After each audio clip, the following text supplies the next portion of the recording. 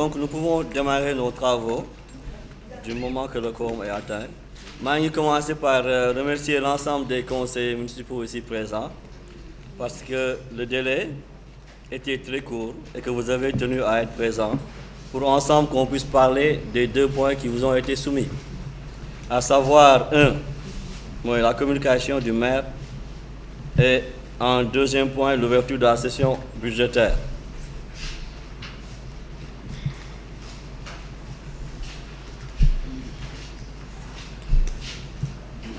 Merci. Chers camarades, je m'en vais directement au point 1, la communication du maire. Tout d'abord, je tenais aussi à remercier personnellement la présence de M. Diagne, le représentant du percepteur. Aujourd'hui, nous allons dans une grande partie de ce qui nous concerne parler finances. Et sa présence est symbolique à mon avis et aussi vous permet davantage d'expliquer peut-être certaines questions auxquelles nous serons confrontés. Communication du maire. Je tenais aussi à remercier tous les acteurs politiques que nous sommes après les élections législatives qui se sont déroulées dans l'ensemble du Sénégal et en particulier dans notre commune. Je pense que ça a été une élection paisible et à la base aussi une très bonne organisation de l'administration centrale qui a vu la victoire écrasante du parti PASTEF que je tenais à féliciter personnellement et aussi à encourager tout acteur politique que nous sommes pour rester dans la même dynamique. Et à la fin, je dirais que c'est le peuple sénégalais qui a gagné et qu'aujourd'hui la démocratie sénégalaise constitue un exemple de par sa vitalité et sa vivacité dans le monde. Donc, chers camarades, c'est vraiment extraordinaire ce que le peuple vient de réaliser. Je m'en vais maintenant très rapidement parler de la situation financière qui prévaut à la date du 15 novembre 2024 dans la commune. Comparé 2 années, 2023 et 2024, à la date d'aujourd'hui, nous avons dans les comptes 355 millions. Dao, à cette même date, nous avions 274 764 979. A priori, nous avons de l'argent. Mais cet argent-là est destiné, par exemple, aux dépenses d'investissement et aux dépenses de fonctionnement. À la date d'aujourd'hui, nous avons dans nos comptes 355 342 453. Ces dépenses doivent couvrir les dépenses d'investissement et les dépenses de fonctionnement. En termes d'investissement, nous avons des fonds qui tournent autour de 299 441 837. Loolu la ñu pour faire toutes les dépenses d'investissement.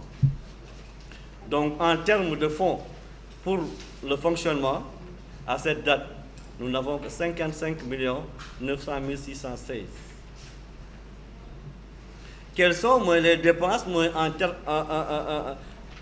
qu'on peut simuler, les envisageables, les dépenses qu'on doit prévoir d'ici la fin de l'année? Il y a d'abord les dépenses, disons, obligatoires, les salaires, qui sont de l'ordre de presque 70 millions. Nous devons aussi payer les dépenses engagées non mandatées de 2023, qui sont de l'ordre de 50 millions. Nous devons aussi des dépenses de fonctionnement qui concernent le fonctionnement de l'année 2024, qui se chiffre à 101 597 298. Et comme je l'ai dit, les dépenses d'investissement qui sont actuellement en train d'être faites de l'ordre de 280 469 925. Donc, en résumé, nous ne pouvons pas financer à l'instant T les dépenses engagées en 2024. d'où un besoin en termes de ressources, les financiers vont vous dire après, un besoin de financement de 226 790 918. Aujourd'hui, en fin 2024, pour que la mairie ne doit plus rien aux salariés, aux fournisseurs, à tout le monde, nous devons trouver 226 millions. Nous devons trouver 226 millions. Et nous avons, avec les services, par exemple, de l'administration, fait une simulation pour voir ces 226 millions-là, où est-ce que nous devrions les trouver. Et nous avons dit que pour les produits domaniaux, bien qu'actuellement, à l'instant T, je peux dire que c'est plus ou moins satisfaisant pour les produits domaniaux. Parce que toujours, en réalité, quand nous faisons un comparatif, c'est par rapport à l'année dernière.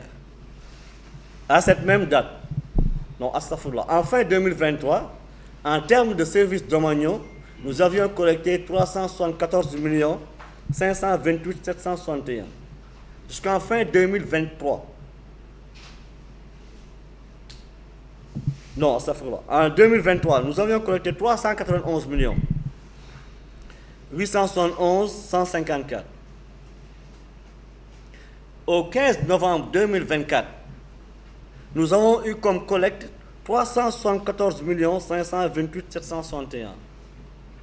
Donc, par exemple, pour atteindre ce que nous avions eu en 2023, il nous faut juste 15 millions. Et les 2 semaines écoulées, je pense que l'administration financière peut me dire la vérité, ils ont eu à recouvrer plus ou moins 28 millions. Donc, comme je disais, pour atteindre, par exemple, pour pouvoir faire face aux besoins de financement qui est de l'ordre de 226 millions, nous nous sommes fixés un objectif pour les services domaniaux de recouvrer 75 millions. Ils ont déjà recouvré les 30, donc aujourd'hui, ils doivent juste recouvrer 40 millions. L'impôt du minimum fiscal, l'année dernière, nous avons eu à recouvrir, par le biais du percepteur qui le recouvre directement, 56 millions. Aujourd'hui, dans nos comptes, il y a 11 millions. Donc, certainement, nous allons aller jusqu'à ce chiffre-là de 56 millions. Donc, là aussi, nous allons attendre un montant de 45 millions. La CGF peut-être minimum pour 5 millions. L'année dernière, on avait 8 millions. La CLVA, nous avons projeté 35 millions. Mais depuis aujourd'hui, j'ai vu que le montant qui nous a été transféré est de 47 millions. Donc plus que le montant qui a été initialement prévu. Les taxes sur les véhicules automobiles, les taxes sur les plus-values immobilières, le 12 et le 4 millions qui sont déjà dans les comptes. Et aussi le solde que je disais au début, de 55 millions que nous avons actuellement à l'instant T. Donc si toutes nos prévisions ou simulations sont bonnes et réalisées, nous aurons en fin de compte 235 962 480. 232 962 480. Ce qui couvrait nettement le besoin, par exemple, de 226 millions. Ça veut dire qu'en fin d'année, au 31 décembre 2024, normalement, si nous suivons par exemple ce que nous avons projeté, et que chacun joue son rôle, c'est-à-dire nous ne serons plus, comme l'année dernière, déficitaires. Parce qu'en termes de dépenses mandatées, dépenses engagées non mandatées à l'année dernière, au 31 décembre 2023, nous devrions aux fournisseurs 97 millions et quelques. 97 millions. Donc c'est quelque chose exactement qui nous poursuit. Dès le début de notre installation, je l'avais dit et que les gens me disent non, il faut qu'il mérite des dettes. Mérite des dettes. Un fournisseur, tu ne peux pas rester 1 an sans le payer. Normalement, après la fin des travaux, le maximum de temps imparti, peut-être c'est 3 mois, pour qu'il puisse entrer dans ses fonds. Quand tu dépasses ce moment d'exigibilité-là, mais dette-là. Tout à fait au début de notre mandat, je disais tout le temps que nous devons 350 millions. C'est vrai que nous faisons par exemple des performances entre guillemets qui sont toujours aussi relatives, parce que tout le monde aussi dit qu'il y a une perte financière au niveau du marché et autres là. Mais quoi qu'il en soit, aujourd'hui, les performances sont là et sont bien visibles. Et aussi, il faut dire que vraiment ces produits Domanion,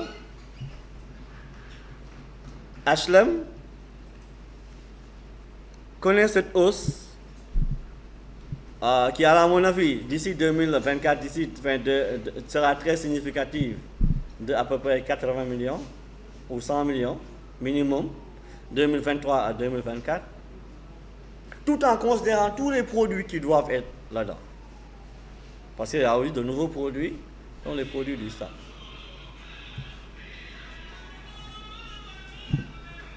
Donc, en termes de finances, globalement, chers camarades, c'est ça que je tenais à partager. En attendant vos recours s'il y a d'éventuelles questions, et aussi échanger un temps soit peu sur quelques points. Dans les documents qui nous ont été transmis de par le ministère des collectivités territoriales, c'est comme me semble-t-il que la population des HLM a baissé, a régressé. Passant de 53 000 en 2013 à 40 et quelques mille en 2024. Parce qu'il faut dire, les fonds que nous allouons l'État sont la plupart du temps connectés à la population, à la taille. Ça veut dire l'équité. Mais malheureusement, les montants, par exemple, moi je fais toujours par exemple le parallèle, ces montants-là diminuent, hein, percepteurs. Ces montants-là, ça diminue. Ou bien on est toujours par exemple annexé à des communes telles que SICAP et autres. Et nous étions plus près de... Je donne un exemple concret, vous allez comprendre. Pour la seule VL, aujourd'hui nous avons 46 millions. Dieuppeul déclaré à 45 millions. Parce que nous avons une population toute. Commune de Biscuiterie, ils ont peut-être 70 millions. Parce qu'aujourd'hui, la population est de 80 000. Mais nous, HLM, au moins, nous devrions tendre vers les 60 000. D'autant que nous, en 2013, la population, sur tous les rapports que j'avais lus, était de 53 millions. J'ai décidé d'écrire, par exemple, à l'ANSD pour avoir les rapports, par exemple, de ces recensements-là en 2013 et en 2023. Pour voir qu'est-ce qu'il y a à faire. Parce que ce sont des pertes de cherche. Pas qu'à ça, le FECT aussi des wagneku. Et même les autres produits, les taxes liées à... même les autres taxes sont annexées à ça. Tout ce que distribue l'État, c'est par rapport à la taille de la population. Et là, j'ai constaté que, en réalité, me semble-t-il que nous régressons et que ce n'est pas normal. Aussi, je voulais aussi appeler l'attention de la population pour leur dire que le besoin d'une création de centres CPRS, centre de promotion de la réinsertion sociale. J'ai été approché par ces services-là depuis peut-être 4 à 5 jours pour me dire que la demande sociale aux HLM est très pressante et il faudrait aussi penser à avoir un centre, une mise à disposition de locaux pour leur permettre vraiment d'aider la population diminuée aux HLM et aussi de leur faire profiter des avantages ou bien des dons que fait l'État aux populations.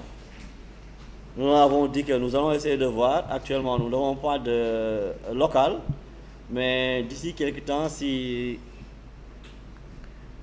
le centre d'état civil là est prêt, peut-être que nous allons essayer de voir ailleurs pour leur donner ça. Voilà.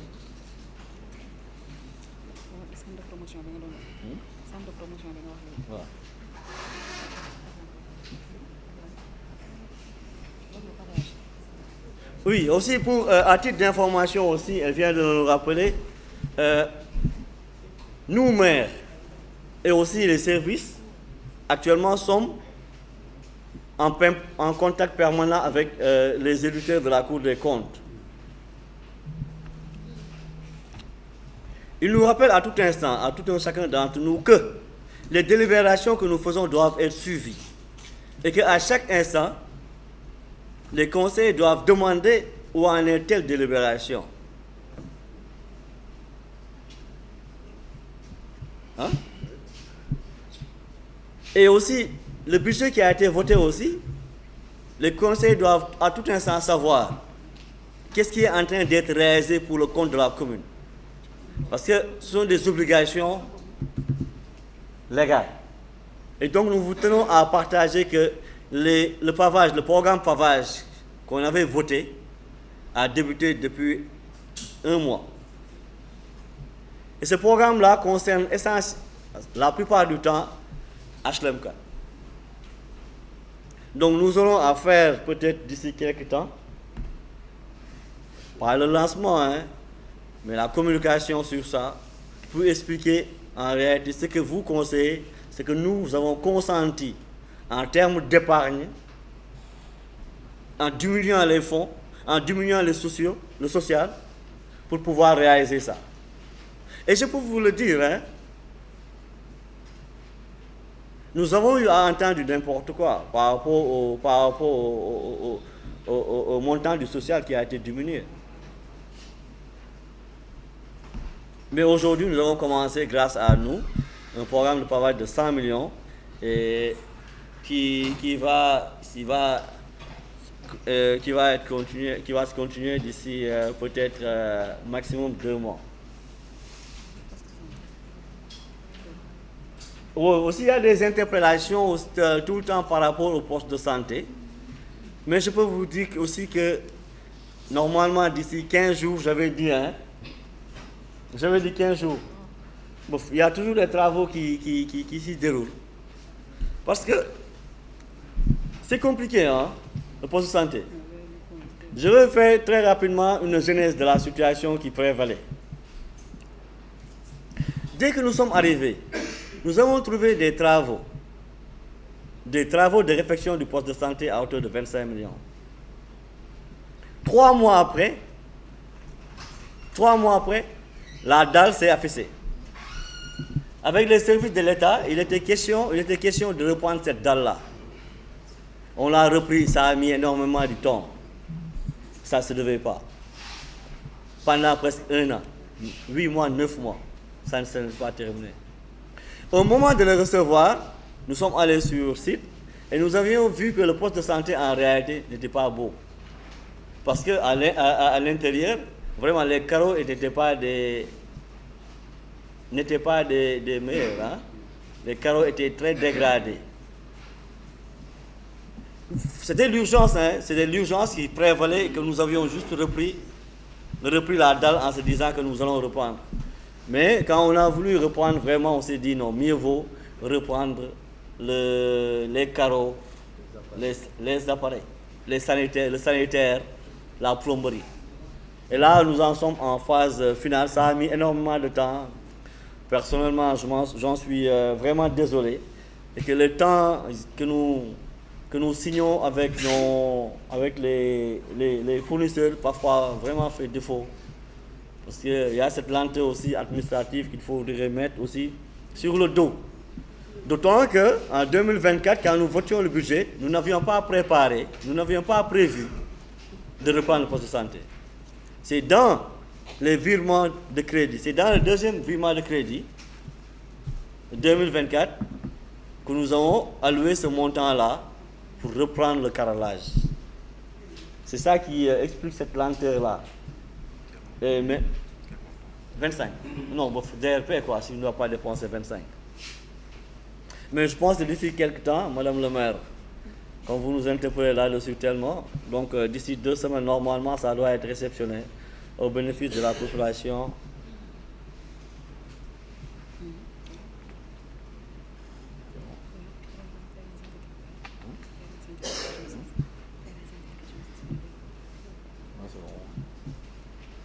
Donc voilà, globalement, cher maire, ce que je tenais à partager dans un premier temps.